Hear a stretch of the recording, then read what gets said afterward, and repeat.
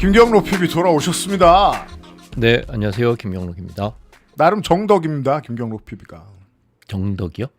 정치를 좀 쳐다보신다. 아, 제가요? 네. 그래서 제가 분이 안 풀려가지고요. 오늘 하루 종일 네, 하루 종일 방송 생각을 해야 되는데 딴 생각하느라고. 아, 나만 그냥 잠잠히 있었나 봐. 사람들 화가 난 사람들 많구나. 네. 저는 마치 제가 한국 시리즈 준우승만 한 4번 본 사람이거든요. 그때 이제 집에 편안하게 돌아오는 어떤 노하우가 있어요. 나는 지금 경기를 보지 않았다라고 스스로를 속이는 방법이 있어요. 다음 경기는 내년 4월이고 금방 온다. 이런 식으로. 예. 저는 그냥 그 기술을 쓰고 지나갔는데 어제는 뭐 아주 좋아하신 분들도 매우 화가 나신 분들도 정말 많았습니다. 그런 것 같습니다. 네. 자, 공부할 때입니다. 왜냐하면 장이 반등하고 있거든요. 자, 오늘 건 못 봤습니다만. 그리고 우리는 저의 무식함을 또 과시하면서 오늘 시간을 시작해야죠. 저는 기관이라고 써 있어서 그냥 국민연금 같은 건 줄 알았어요, 다. 근데 그게 다가 아니죠. 그렇죠. 한 10% 20% 정도만 생각을 하신 거죠. 만약에 기관을 100이라고 치면 국민연금만 생각하셨다면 그 100 중에 10에서 20 정도만 생각하신 게 아닐까. 그래도 역시 겁나 크긴 하군요. 그죠. 한 20% 정도 될 것 같습니다. 네. 10에서 20%가 국민연금의 돈이다. 네. 나머지 80%는 기관은 뭡니까? 뭐 예를 들어서 은행에 가셔서 펀드를 가입을 합니다. 네. 그러면 그 돈을 누군가는 수탁을 해서 굴려야 될 거 아니에요? ETF가 펀드란 말이에요? ETF도 펀드고 네. 우리가 뭐 증권사나 은행에 가서 직접 펀드를 예전에 뭐 디스커버리 펀드니 미래에셋 펀드니 맞아요. 무슨 현대에서 뭐 새로운 세상이 열릴 것 같은 그런 펀드도 막 국민 펀드 같은 거 만들고 그랬잖아요. 맞아요. 그런 것들을 만들게 되면 돈이 모이게 되고 그 모인 돈을 운용을 해야 되는 기관들이 있거든요. 그런 것들도 다 기관이라고 할 수 있는 거죠. 그래요? 네. 그러면 그 개인이 그냥 저 일반 회사 종목 같은 것들 사면 그건 네. 개인으로 찍혀요. 그렇죠. 근데 내가 어떤 펀드에다가 투자를 해요. 네. 그럼 난 기관으로 찍히는 거네요. 내 돈은? 맞습니다. 그래서 사실은 주식시장이 다 개인 돈이에요. 그렇게 알고 보면. 그럼 저는 기관 투자가예요. 저는. 기관 투자자죠. 그리고 연금 같은 경우도 사실은 우리 세금으로 만들어진 재원인 거잖아요. 그렇죠. 그럼 그 돈도 사실 우리 돈이잖아요. 내가 붓고 있는 연금이지만 네, 국민연금이 기관이라서 기관인 거예요. 맞습니다.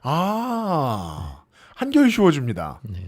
그래서 실제로는 그 세부적인 기관의 주체를 매일매일 증권사 프로그램 통해서 확인할 수가 있는데요. 어려운 표가 나오고 있습니다. 네, 금융투자라는 곳과 투신, 투자 신탁 이런 말의 줄임말이거든요. 네, 공모펀드. 네.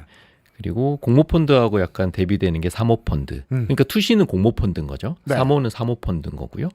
그리고 보험사도 이제 고객의 돈을 보험금을 받아가지고 놀리지 돈을 않으니까. 굴려야 되니까 네. 보험사 자체적으로도 운영을 한단 말이죠. 보험사도 있고요. 은행도 당연히 그렇게 자금을 굴릴 테고. 그래서 이것들을 합해서 금융기관이다라는 거군요. 맞습니다. 그리고 뭐 국민연금 그리고 우체국도 자금을 굴려야 되니까 우체국 자금들을 우리가 합쳐서 다 기관이라고 이야기를 합니다. 근데 네. 요즘 제 관심 있는 게 ETF잖아요. 네. 그럼 사실은 ETF는 펀드니까 네. 투신이나 사모펀드로 가야 되는 게 맞거든요, 돈이. 네. 그렇잖아요. 펀드 공모펀드의 네. 역할도 하고. 네. 네. ET의 F가 D가 펀드니까 F가. 그런데 실제로 ETF는 구조적으로는 약간 공매도 성격을 띠는 거예요. 그렇습니까? 그렇죠. 만약에 공매도 뭔지 배웠는데. 주식 같은 경우는 네. 구주라든지 추가로 상장되는 물량을 공모를 해서 사람들이 나눠서 가지는 형태로 스타트를 하잖아요. 근데 ETF 같은 경우는 그냥 무에서 유를 창조하거든요. 네. 개인이 ETF를 사고 싶다 그러면 네. 그 매도자는 금융투자가 되는 겁니다. 돈만 받아서. 그렇죠. 일단은 사야 되는데 누군가 팔아야지 살 사죠. 거 아니에요? 네. 근데 만들어야지 팔 거 아니에요? 그렇죠. 이게 옷처럼 네. 미리 주문을 받아서 그 다음에 만들어서 참고로 저건 저희 옷입니다. 네. 파는 역할을 하는 게 금융투자가 하는 역할입니다. 그러면 네. 금융사는 ETF를 산다고 해서 개인하고 ETF를 사는 거래를 맺어요. 체결해요. 네. 그럼 그냥 돈을 받은 거예요. 네. 그리고 나서 그 돈을 가지고 또 뭔가를 해야겠죠. 네. 뭘 사고 자시고. 네. 여기에서 이론적인 타임 갭이 있어요. 시간 차이가 있을 수 있어요. 네. 예. 그 뭐 결정을 하는 그게 몇 초든 아니면 결정을 하는 그 문서상의 과정 자체든 그렇다면 그게 공매도 성격이라면 이해하겠습니다. 네, 그러니까 선주문인 거죠. 어떻게 보면 그렇죠. 선주문. 하고 돈 받고 돈을 예. 받았으니까 뭘 줘야 되니까 ETF 같은 이제 좌수로 된 펀드를 주는 거겠죠. 근데 실제로 이거는 금융투자는 우리가 흔히 얘기하는 증권사, 증권사를 금융투자라고 하거든요. 무슨 증권, 투자증권 할 때 그 증권사들 있잖아요. 미래에셋, 뭐 삼성, 뭐 한투 이런데. 그러니까 ETF 같은 경우는 증권사가 판매하는 펀드인 거죠. 그렇죠. 네. 그래서 좋아요. 개인과 증권사 간에 둘 중에 이제 주고받는 형태로 거래가 되는 거다 보니까 실제로 개인들이 오늘 ETF를 엄청 많이 샀어요. 네. 그렇게 돼버리면 개인들은 ETF를 산 입장이 되는 거고 증권사 입장에서는 ETF를 판 입장이 되는 거죠. 그래서 공매도로 설명할 수 있군요. 네. 저 전혀 더럽고 치사하지 않은데 더럽고 치사하다는 생각이 듭니다. 왜냐하면 그 계산이 맞으니까. 그렇구나. 내가 사면 그쪽은 판 거구나. 네, 팔아요. 그래서 이게 사실은 그 레버리지 ETF 이런 구조를 자세하게 설명하다 보면 네. 이런 공매도 형태가 왜 시장을 엄청나게 뒤흔드는지까지 설명할 수가 있는데 그건 일단 좀 복잡하니까 네네. 빼고 증권사는 뭔가를 파는 곳이거든요. 그러면 ETF를 파는 곳이다. 개인들은 그 ETF를 사는 곳이다. 그리고 그 설정된 ETF는 누군가가 굴려야 된다. 그러면 그건 어디서 하냐? 여기 투신에서 한다. 네, 증권사는 그냥 판매만 하는 거예요. 판매만. 그래서 금융투자사와 투신의 역할은 달라지고 다르다. 구분해줘야 되는 네. 거예요. 여기까지 따라왔습니다. 네. 네. 그 다음은 저도 이거 궁금했어요. 시황 리포트 네. 누가 보나? 김경록 PB가 본다는 건 알고 있습니다. 왜냐하면 커뮤니티에 맨날 글을 쓰시거든요. 근데 말고 김경록 PB 말고 개인들이 봐도 이해도 못하잖아요. 뭐 개인들이 이 방송을 보시는 분들도 비슷하시겠지만 결국에는 그래서 사란 얘기야 팔란 얘기야 뭐 어쩌라는 거야 결국 그걸로 결론을 다들 내시잖아요. 제가 뭔가를 얘기하지 않더라도 저 자식 저거 이런 뜻으로 얘기했을 거야 라고 판단하시고 팔란 뜻이야. 제가 돈을 좀 약간 부정적으로 얘기하면 저거 팔겠는데 이렇게 생각하시고 다들 그런 식으로 뭔가 주식은 매수와 매도를 통해서 행동으로 표현이 되는 거거든요. 그렇죠. 그래서 우리가 증권사 리포트를 보면 결국에는 이걸 사야 돼 말아야 돼라는 입장으로 접근을 한단 말이죠. 보통은 목표 주가가 높다든지 매수 추천이 뜨면 그거를 개인 투자자 입장에서는 나는 저거를 사야 되겠구나라고 생각을 하는데 실제로는 그 종목 리포트는 우리 보라고 만든 게 아닙니다. 누구 보는 겁니까? 앞에 화면 다시 한번 띄워주시면요. 네. 기관의 구조 중에서 금융투자라는 곳이 증권사라고 말씀드렸잖아요. 네. 리포트는 증권사에서 만드는 겁니다. 발행을 하는 거죠. 보고서 형태로. 네. 그러면 이 증권사는 누구 보라고 만드냐? 그 밑에 있는 투신, 사모펀드, 보험, 은행, 연기금 매니저들이 이거 좀 보라고 만드는 겁니다. 자, 투신 사모펀드 보험은행 연기금이 뭐 하는 데인지는 아까 배웠습니다. 네. 근데 왜 개인은 대상이 안 되고 이 사람들만 보라고 있는 이유가 따로 있어요? 대상이 안 된다라기보다는 네. 증권사라는 곳은 뭔가를 파는 곳이라 그랬잖아요. 장사하는 곳이거든요. 네. 그리고 투신이나 사모펀드나 보험이나 은행이나 연기금은 뭘 파는 곳이 아니라 돈을 굴리는 곳이잖아요. 굴리는 일이죠. 네. 그럼 돈을 굴리려면 어디 증권사 계좌에다가 넣어놓고 굴려야 될 거 아니에요. 네. 그러면 증권사 입장에서는 니네 이 돈 굴리기도 너무 바쁘고 힘들지 우리가 대신 다니면서 리서치 해주고 종목 찾아서 니네한테 서비스 할 테니까 니네 그 엄청난 자금을 우리 증권사에 수탁 좀 해줘. 우리 증권사가 보여주는 이 리포트를 보고 마음에 들면 네. 우리 증권사에 고객들한테 들어온 펀드나 굴려야 되는 돈을 맡겨. 네. 그러면 수익률이 다른 데보다 0.00001%쯤 높을걸? 수익률이 높다? 왜냐하면 수준 자체가 운용하는 사람들도 수준이 제법 되는 사람들일 테니까 네. 일종의 서비스인 거죠. 네가 다 돌아다니면서 아. 돈 굴리기도 바쁜데 내가 대신 네. 모르는 정보가 아니라 선수들끼리 아는 정보인데 A 하는 선수가 B 하는 선수 일까지 다 할 수는 없으니까 그 일은 우리가 대신해 줄게. 근데 그 일이 무엇인지 양자는 정확히 이해하고 있다. 그래서 보고서 자체도 어려운 용어로 써 있고 전문가들만 이해할 수 있는 왜 내용들이 개인을 대상으로 하지 않는다는 건지 알겠네요. 네. 개인이 들어가면 손해나고 무슨 뭐 개인이 보기에는 거짓말로 난수표가 쓰여져 있다거나 이래서 그런 게 아니라 그냥 순전히 선수용 데이터다. 뭐 그렇죠. 발행하고 봐야 될 대상 자체가 예. 우리가 정말로 기관 투자자라고 하는 그 기관 투자자에 속하는 매니저들이 뭐 펀드 매니저라고 하죠. 우리가 흔히 네. 네, 아니면 뭐 연기금에서 운용하는 매니저들이 보라고 만든 거고 증권사 입장에서는 팔아야 되는 장사하는 곳이니까 증권사에서는 그걸 이제 잘 만들어서 내가 너한테 이 데이터를 줄 테니 니네 돈을 우리한테 좀 맡겨줘. 네. 그 관계가 형성이 돼서 나오는 게 이제 리포트라고 볼 수 있겠습니다. 어느 정도까지는 따라갔어요. 왜냐하면 개인이 만약에 그런 익스클루시브한 정보를 볼 수 있다 치죠.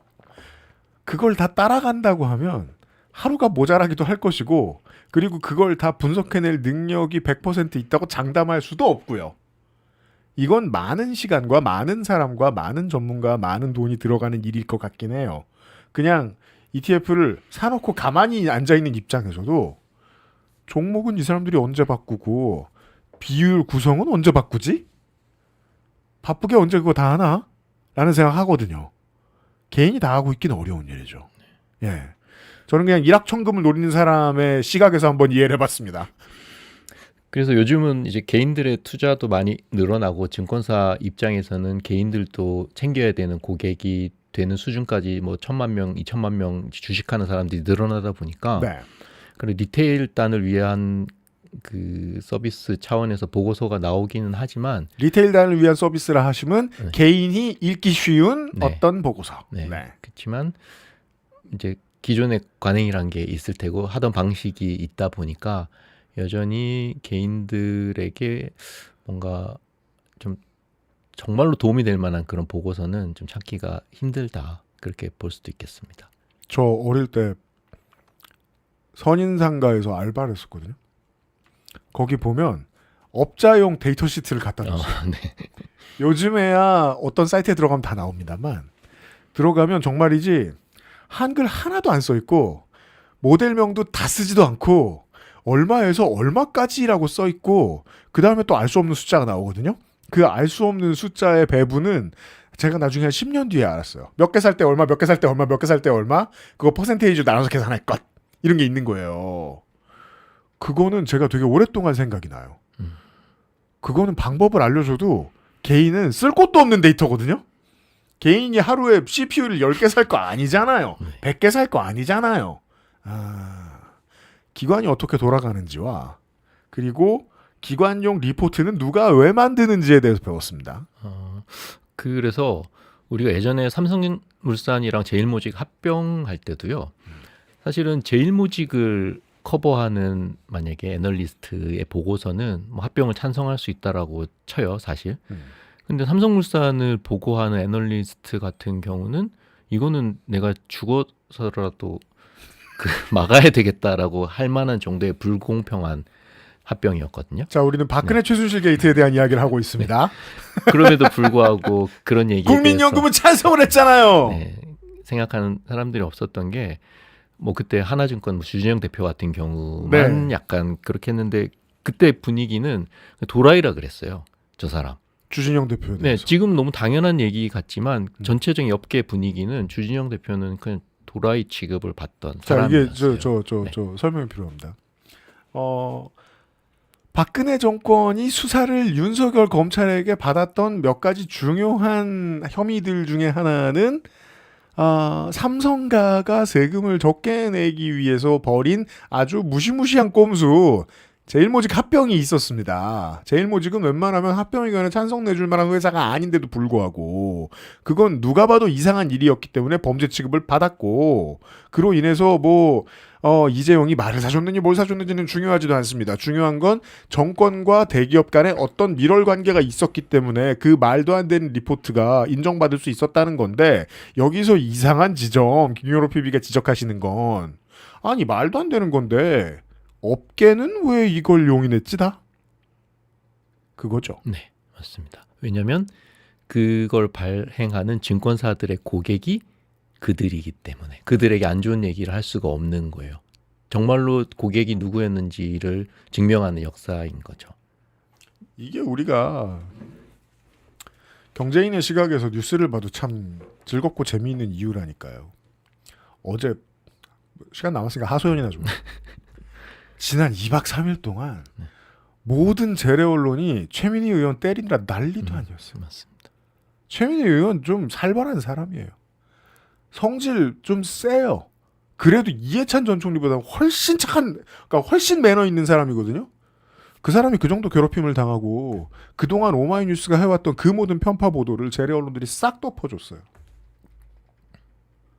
아니 왜 저렇게까지 하지? 왜 오마이뉴스에 자정 필요가 있다는 걸 재래 언론은 아무도 이야기를 안 하지? 그 과정에 검찰 개혁이 걸려 있어서? 그럼 그게 제가 되게 오랫동안 얘기하던 문제거든요. 언론에게는 검사만큼 소중한 존재가 없다. 가만히 옆에서 차만 마시고 있어도 나를 단독 기자로 만들어주고 경찰 여기저기 추운데 더운데 가서 줄 서고 덜덜 떠는 그 고생 안 하게 해도 되고 실제로 내가 신분이 올라간 것 같은 느낌도 준다. 검찰 출입 기자가 되면 그걸 버리게 하다니 민주당이 나쁜 놈들. 사실은 그 컨센서스가 있는 거 아니냐. 업계의 합의라는 게 그렇게 종종 속물적일 때가 있거든요.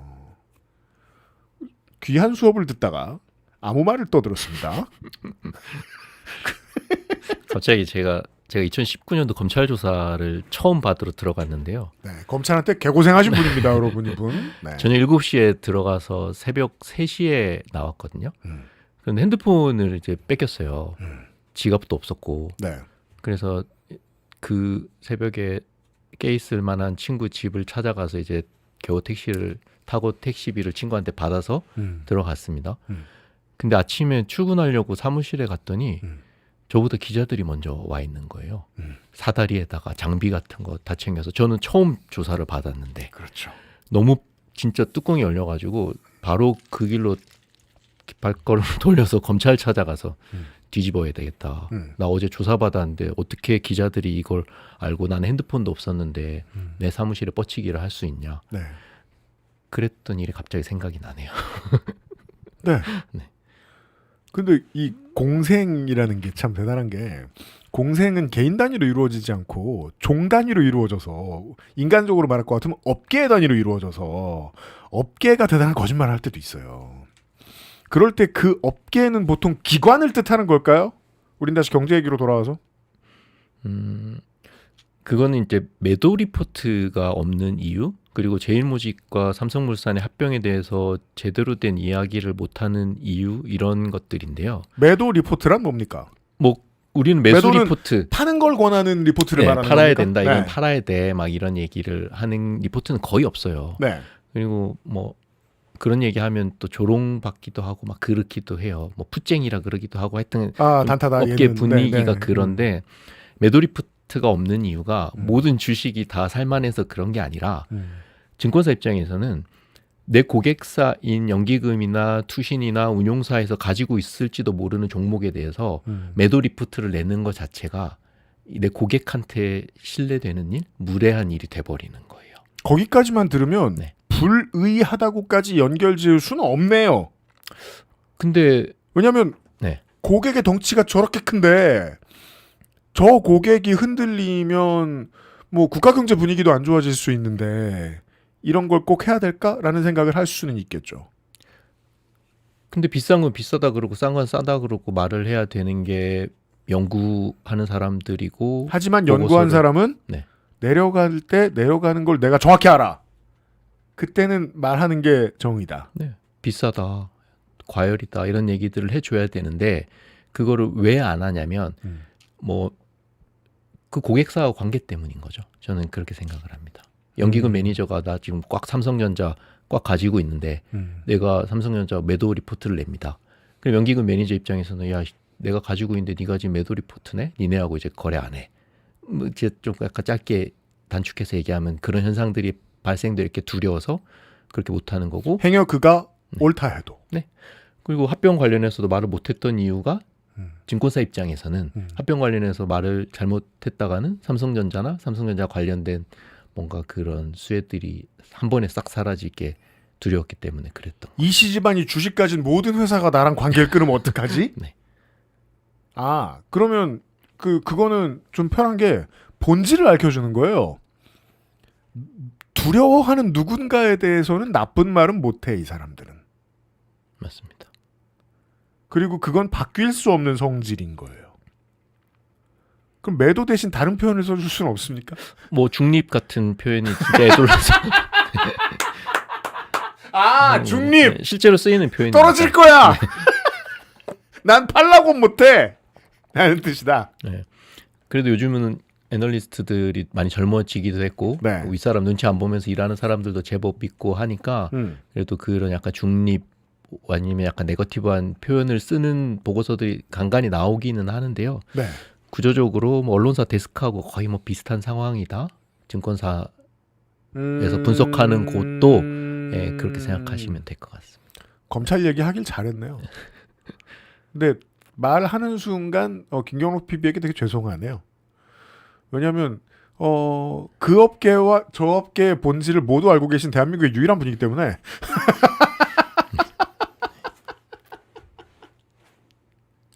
아이고 언제 2분 뉴스하고 한번 엮어드려야겠다. 저분들이 젊어가지고 네. 그 김경록 PB가 어떤 고초를 겪었고 김경록 PB가 이제 그 현대 정치사에 어떤 의미를 가지고 있는 사람인지를 모르시는 것 같더라고. 제가 방송하는 거 이런 거 별로 긴장을 안 하는데 네. 밖에서 계속 제가 좋아하는 두 사람이 계속 방송하는 걸 보고 있으니까 제가 막 긴장이 되는 거예요. 그 정도예요? 짧은 네. 순간에 팬이 되셨네. 아니 원래 좀 좋아하던 것도 네. 있었고요. 네. 네. 그래서 군대 있을 때 후임들 생각도 좀 나고 약간 그런 느낌들이 있잖아요. 둘이. 저분들도 군대 선임 후임이었다고 하잖아요. 네, 그렇다고 하더라고요. 네. 아니 왜 그러냐면 아까 얘기하셨잖아요. 나 어제 검찰에 조사받았어. 다음날 기자들이 이삿짐 센터 시즈 탱크 같은 걸 데리고 와가지고 막 나를 찍어. 네. 그 얘기는 딱 그 검찰이랑 그 기자들만 서로 연결돼 있다는 게 아니잖아요. 네. 업계 전체가 그렇게 혼연일체로 움직일 때가 있다고 봐야 되는 거죠. 맞습니다. 제 연락처가 노출되는데 한 30분이 안 걸립니다. 뭐 300개, 400개 동시에 모든 기자, 뭐 언론사 이게 어디서 그렇게 뭐 어디서 했겠어? 검찰이 했겠죠. 저는 뭐 그 해당 검사가 했을 거라고 생각하지 않아요. 왜냐면 계속 저랑 마주쳐야 되는 입장이니까 그 해당 검사를 보고 있는 데스크에서 그랬겠죠. 그죠. 네, 그 데스크는 뭐 네, 누군지는 다들 아실 테고. 검찰의 수사권이 날아가면 네. 향후 만들 수 있는 그 많은 기자들의 단독이 사라지는 거예요. 맞습니다. 이걸 그냥 둘 기자들이 아니에요. 예. 그리고 팔라고 하는 애널리스트는 존재할 수가 없는 거예요. 같은 이유로. 맞습니다. 만약에 뭘 팔라고 한다. 그럼 그 회사는 진짜 망하나 보다 생각해도 되겠네요. 적어도 우리나라에서는. 네. 아니면 얘가 지금 회사 그만둘라나 보다. 아, 그렇지. 그런 사람이 양심선언. 네. 백조의 노래. 그럴 수도 있습니다. 네. 그 정도다. 네. 그 기관에 대해서는 오늘 일단 이 정도만 하고 예. 우리가 더 배울 게 있나요? 미리 좀 예고를 듣고 가죠. 그러면 이게 그 리포트의 구조에 대해서 일단은 대략적으로 설명을 드렸고요. 네. 그리고 그 다음에 얘기해야 될 게 사실은 비중인데 이게 얼마나 좀 하찮은 내용인지에 대한 걸 비중으로 한번 설명드릴 필요가 있어요. 예를 들어 비중이면 저처럼 ETF 와장창 사하고 있는 사람은 네. 내 종목 안에 그러니까 내 ETF 안에 무슨 종목이 들어있는지 그냥 슬쩍 볼 뿐 비중이 얼마인지 이런 거 모르잖아요. 네. 그런 비중 말씀하시는 거예요. 그런 비중이요. 네. 그러면 그런 비중이 삼성전자나 하이닉스 같은 경우는 뭐 제법 되죠. 우리 시장에서 결국 시가총액 대비 비중인 거거든요. 네, 꽤 됐겠죠. 네, 삼성전자 25%, 하이닉스 23%. 음. 그리고 나머지 종목들은 우리 시장 전체에서 1%, 2%, 3%예요. 네. 그러면 증권사 보고서는 그런 1%, 2%인 비중이 담겨 있는 종목에 대해서 요거 비중을 조금 더 늘리세요. 아니면 비중을 줄이세요. 아니면 중립으로 유지하세요. 1%이던 걸 1.2%로 만드세요. 1.5%로 만드세요라는 수준의 내용인 거지. 우리처럼 막 한 종목이 내 계좌에 차지하는 비중이 절반이 된다거나 20%, 30%가 되는 사람들한테는 그렇게 절실한 내용을 담고 있지를 못하는 거예요. 그게. 그 디테일을 네. 네. 다음 시간에 한번 구경해 보겠습니다. 김경록 PB가 저 마운자로 하신다고. 네, 마운자로 한번 해봤고요. 저는 막 배 언제 고파져요? 저녁 먹자고 했더니. 그래서 내가 지금 얘기하면 안 되겠는데 한동안 배가 안 고프시겠는데 싶더라고. 네. 알았어요. 네. 그 배 고파지면 연락 주세요. 네, 식사 한번 하시죠. 네, 김경록 PB 수고 많으셨습니다. 네, 감사합니다.